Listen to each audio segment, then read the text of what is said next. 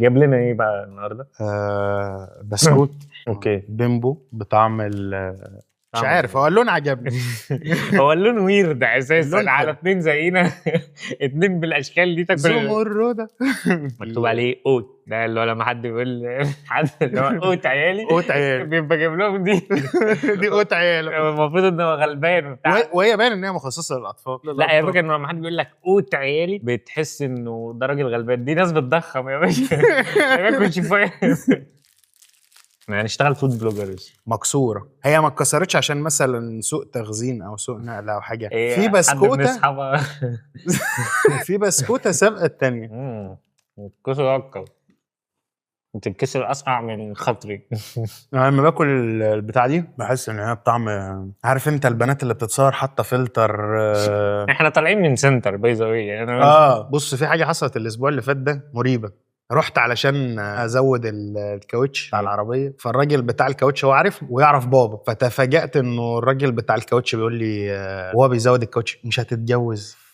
فانا قلت اللي هو طب قول له انفخ الكاوتش. قال له انفخ اظبط الكاوتش ومالكش دعوه. قال لي ابوك بيشتكي منك. الله الله الله. فانا والي بيشتكي لبتاع الكاوتش. قول له فعلا في دوران. من مصلحه بتاع الكاوتش انه اتجوز ليه. شتم بقى الجد. ولا هو بص لها ازاي؟ اصل خلي بالك هو بتاع خوابير، فهو ماشي. ماشي. فده نوع من الخوابير اللي بيديهولي. طب وانا يعني انا لو اتجوزت الراجل ده هيوقف معايا في ايه؟ اقصى حاجه يبقى معاك ستيب. بس هو الغريب ان هو فضل فاكر الموضوع والغريب في ابوك اصلا ليه بيتكلم مع واحد. ما انا مش عارف بالشكل اللي بتاع الكاوتش. الموضوع واخد اكبر من حجمه. كده الموضوع عامل له خرم في دماغه.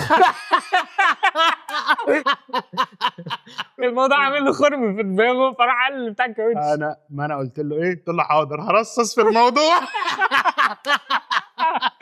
هو فعلا اللي بيتجوز ده بلف.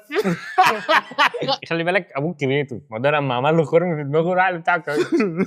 يعني لو اتفرج لعب في عبه هيراجل مثلا يمشيها كده، هيفضل يحلو عليكم. ابوك بيحلو يا اسطى بالاخر. مش حاجه تانية غريبه او اغرب، لان دي غريبه اكشلي. مش في حاجه غريبه، بس انا فكرت في حاجه غريبه انا بعملها. بتبنى سياسه، يعني بالذات في صرف الفلوس بتبقى السياسه دي هدفها ان احنا نوفر.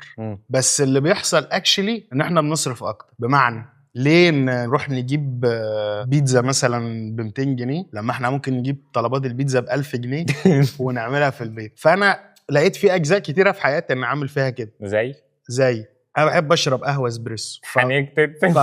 الكوبايه الصغيره دي في رينج من 50 ل 75 جنيه، فليه ادفع 75 جنيه؟ هو بيبقى شوت اللي هو. فرحت جبت مكنه اسبريسو ب 8000 جنيه. برافو يا ملادين. علشان نوفر، عشان محدش ينصب عليا، انا هنصب على نفسي. بالظبط. فهل الموضوع على المدى البعيد اقتصاديا فعلا بيوفر؟ مش هتحتاج محتاج تشرب كام كوبايه بحيث تحس انه بعديها تقول انا خلاص كده الاسبريسو ده محسوب عليا ببلاش. انا حسبتها بس ساعتها هتبقى محتاج تركب قسطره. تمام. ومحتاج تعمل توسيع في الشرايين. ما انا حسبت الموضوع كده، لقيت انه محتاج عدد اكبر، فبقيت بشرب مرتين في اليوم. غبي بقى. ده كده حلتها. ما عشان اوصل بسرعه. انت محتاج بتاع كاوتش ولا اخد القرارات في حياتك. هتوفر لك راحه ان انت مش تبقى محتاج تنزل تروح يعني فاهم. فكرت فيها كده. هو ده اللي انت بتقول لنفسك عشان تنام بالليل. تمام. بعد الكوبايتين نسكافيه اللي مش مخليك انت مش عارف تنام من الهم. انت مش عارف تنام. شارب 3 اسبريسو. انت مش عارف تنام من الاسبريسو. برافو يا بلدين. يعني لما تاخد قرارات ترجع لي، ما تعملش الكلام ده بعدك. احسبها بالورقه والقلم. النهارده محتاج واحده اسبريسو تقعد تفكر في الموضوع. على ذكر النوم والاسبريسو، انا الوقت اللي فات نومي مش دي حاجه دارك قوي، ان نومي مش منتظم. يعني ممكن انام ساعتين واقوم، انام ساعتين واقوم كده، وبقوم باخد وقت عشان انام. سالت قالوا لي ده اوفر ثينكينج وكده. فانا متفاهم ان لما يبقى عندك اوفر ثينكينج انت المفروض ان انت بتصحى ستريسد. لا، انا بقوم ممكن اقعد لي مثلا نص ساعه مدروخ كده. في النص ساعه دي بيبقى في دماغي افيهات. انا عندي الازمه دي. في دماغي افيهات. طب ما لما انا مبسوط قوي طب ما انام. بما ان انا ستريس طب اقوم ابقى مهموم. يعني النهارده جه في دماغي افيه غريب جدا. صحيت من النوم في دماغي رغبه غريبه جدا انه انا عايز اعمل فريق في الدوري الاماراتي. في الدوري الاماراتي اسمه الحجر. الحجر. بامانه الكلام ده حقيقي. ليه بقى؟ عشان يلعب فريق العين ويديهم سكور فيبقى المانشيت العين فلقت الحجر. ده حصل النهارده. هل انا مختل؟ انت لازم تكشف، لازم تتعامل بامانه. طب انا اقول لك على حاجه، انا ممكن اعمل فريق معاك في نفس الدوري واسميه الحاج علشان العيد ما تعلاش عن الحاج. طب ولو عليت يبقى العين عليها حارس. العين وانت باي ذا واي محتاج حارس. انا محتاج دكتور، لانه انا بتعدي عليا لحظات كتيره بفكر في افكار زي دي وبقول لنفسي انا اتجننت. انا اتجننت يا عمري خلاص. بس انا الحمد لله يعني انا موضوع الاوفر سينكينج ده ما بيجيبش معايا. مش ما عنديش اوفر سينكينج بس بيبقى عندي وبنام. انا اوفر اكتر منه. المخ بيبقى نشط فده اللي بيحصل يعني وقت من اوقات النوم. يعني اكتر افكار كرييتيف اكشلي بتجيلي وانا لسه صاحي من النوم. كان في حد عالم يعني كان بيكتب نظريات. كان بيعمل ايه؟ كان بيقعد على الشيزلونج كرسي كده مش سرير ويمسك في ايده دبوس ويحط تحت ايده طاسه علشان اول ما لو ما جابش فكره تبقى عشان اول ما ينعس الدبوس ده يقع على الطاسه يعمل تن. تن ايه؟ انا لو مسكت الطاسه دي وخبطناها بدماغك خبطتها على دماغي مش قوي. فيصحى يكتب بسرعه لانه قال لك انه اول ما وانت نايم في مرحله كده ده بيبقى اكتر وقت فيه نشاط للمخ. وفكر فيها انا لو نمت وحاطط تحت ايدي طاسه هصحى على حد بيعمل بالطين. امي هتعمل حوار. اوكي ايه اللي هيجيب الطاسه هنا؟ ده بتعمل معايا حوار ان انا ما غسلتش الطاسه وهي في المطبخ يعني. انا تخش تلاقيني نايم وماسك طاسه. ماسك طاسه فايه اللي جاب الطاسه على السرير؟ ده الشيف الشربيني ما بينامش كده. انا مش معاك في الازمه دي. انا بنام باي اوردر. بتخيل نفسي شخص قدام كده وابص لنفسي نام بينام. انا حتى يعني فاكريني في البيت يعني في افين واللي ليه قرش ما بينامش. مالك بقى باللي عليه؟ انت عليك وبتنام. عليا وبنام. فانا بوظت النظريه دي. انت عدو احمد شيبه الاول. احمد شيبه سيغفر الله للجميع الا لبس. انا بحب حكيم ولا ايه؟ الفنان سعد المجرد كان بيقول لما كنت بنام انا لما كنت بنام بس ده مجرد. انا بحب سعد الصغير. بس ده صغير. بس ده مجرد. هو ليه صح كده يعني؟ ليه سعد مجرد؟ سعد الصغير ليه؟ في سعد زغلول. انت ليه قلتها زغلول؟ اصل هو الوحيد اللي بدي زغلول. وخد بالك يعني سعد زغلول ده كان ثوري وكان راجل يعني مكتوب في التاريخ. أوكي. ومع ذلك مفكرش ان هو يرشح نفسه. بس كل شويه ياخد بان ويطلع. ما ترشحش الانتخابات جمهوريه ولا كان بيطمح لمنصب. ده كان راجل عايز مصر تبقى مستقله. سعد الصغير هو اللي ترشح للانتخابات. خلينا نسكيب الحته دي. خلينا نسكيب. خليك في المجرد. ما سالتنيش عملنا ايه في الميه. يعني احب اطمن الناس ان انا عايش عيشه اوروبيه اللي هي ما عندناش شطافه. ده اللي انا قدرت احققه من العيشه الاوروبيه لغايه دلوقتي انه ما عندناش شطافه. حلو. هي بتبتدي كده خد بالك يعني تقدم اوروبا ابتدى من الشطافه.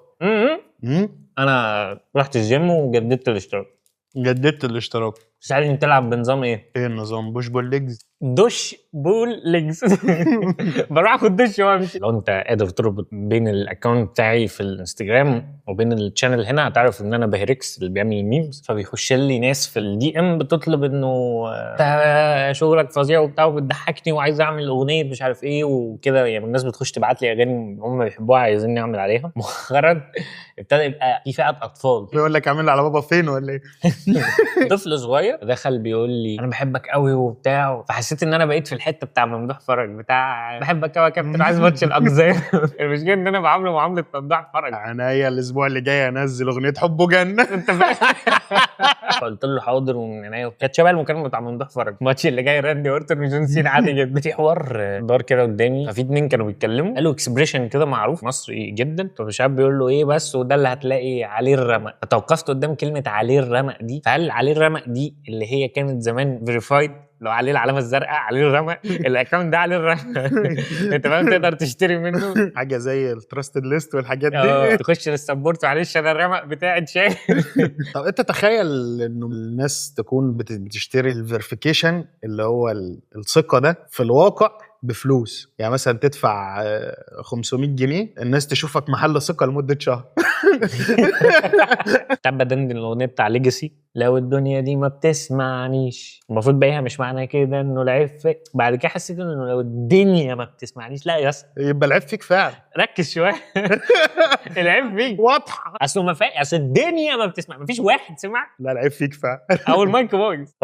هو بيبقى في بالانس، ان هو في جزء عليك وفي جزء على الدنيا. طب لا يعني اكمل العباره، لو الدنيا ما بتسمعنيش علي صوتك. لو عليت صوتي ما سمعتني، روح اتكلم في دنيا تاني، ممكن الدنيا دي هي اللي ما بتسمعكش. هاتي في دنيا دي. واحد راح اشترى من مطعم، فبعد ما حاسبهم ما خدش الباقي، فالكاشير بينده عليه ازاي علشان يديله الباقي، يا ريس استنى انت نسيت الفلوس. فممكن تكون انت كده مقتنع ان انت الدنيا مش سامعاك علشان انت امير عيد يعني. صوتك اشرب حاجه سخنه واعمل دي قبل لو ما الدنيا ما تتكلم. تسمعنيش اعمل. قفلت معاك خالص برضو الدنيا لسه ما اقفل بتسمعكش. ورد. انت ممكن مثلا تكون بتاع بطاطا مثلا، هو عمال بتنادي تقول يا بطاطا يا بطاطا، محدش بيشتري. تخيل انه ده كان التارجت اودينس الليجاسي. لو الدنيا دي ما بتسمعنيش، تمام، الدنيا ما بتسمعوش ايه، معايا بواقي زيت المستعمل. معايا بواقي زيت المستعمل. بس خلي بالك اللوجيك انه الناس دي اللي تبقى مهتمه بان الدنيا تسمعها. بالظبط. التراك المفضل للبعض. التراك المفضل بتاع الجائلين. بس ده مستحيل يسمع 2 بالليل، لأنه مش هينفع يلف في نادي. مش هينفع يلف في نادي الساعه 2 بالليل. انت عارف لما البلديه بتيجي تلم الباقي الجائلين دول، يعني بيقول التاني ايه، دول مش بيتونا عشان جامدين يا اخويا. عشان جامدين يا اخويا. ما دفعناش كتير دي سنين يا اخويا. ما هو ما دفعوش، ما هم باقي جائلين. تخيل حفله لليجاسي واللي هو في كتير الاستديو كلهم باقي جائلين بتاع بطاطا وبتاع. الجراج اللي بره تبقى في عربيه بطاطا وتلبس. كان شكل الباركينج وكل عربيات. اشتري بقى. الحفله دي مش هتخلص بانه ليجاسي يخلص، البلديه هتيجي. الليجاسي مش هيطلع بمايك، هيطلع بالميجافون. خلي بالك هتقول لك ايه، لسه جاي من المولد ورجعت بالحمص. هي ما فاتش، هو انا خلاص انا شايف الحفله وهي مليانه بقى جاي. لو الدنيا دي ما بتسمعنيش افرش في حته تاني. نصايح من ذهب. كلام يعني بيثبت قد ايه الحاله النفسيه اللي احنا واصلين لها. يعني مفيش اي سيرابيست ممكن يتفرج على البتاع دي وما يبعتلناش في الدي ام. لو سيرابيست بيتفرج على الحلقه دي هتلاقيه ماسك نوته وقاعد يكتب. يعني ميتين من الضحك. هو عم بتكتب ايه يا اسطى؟ هو انا بعد ما قلت له عايز اعمل نادي اسمه الحجر عشان يبقى العين فلقت الحجر. تمام. بس يا جماعه، فلو انتم مستمتعين باللي احنا بنعمله يا ريت تقولوا لنا عشان نعرف اذا كنا نكمل ولا نكمل. اعمل لايك وشير وقول لنا في الكومنتس ايه البارات اللي بيحبوها الباعي الجائلين لليجاسي، وابعت ده لواحد صاحبك قول له دول الاثنين زينا زي ما انت يعني قول له خش هتفهم، واعمل سبسكرايب وزر الجرس. وزر الجرس انا قلت لك بقى خلاص، انا جبت كهربائي ظبط لي الحوار. الكهرباء ده بيسمع ليجاسي بقى. تفتكر ايه اكتر بار يبقى بيحب؟ ممكن يكون بيسمع طالع على الدماغ تلج وكمادات. ده الممرض. الممرض هو اللي بيسمع بيحط الحته دي رينج تون.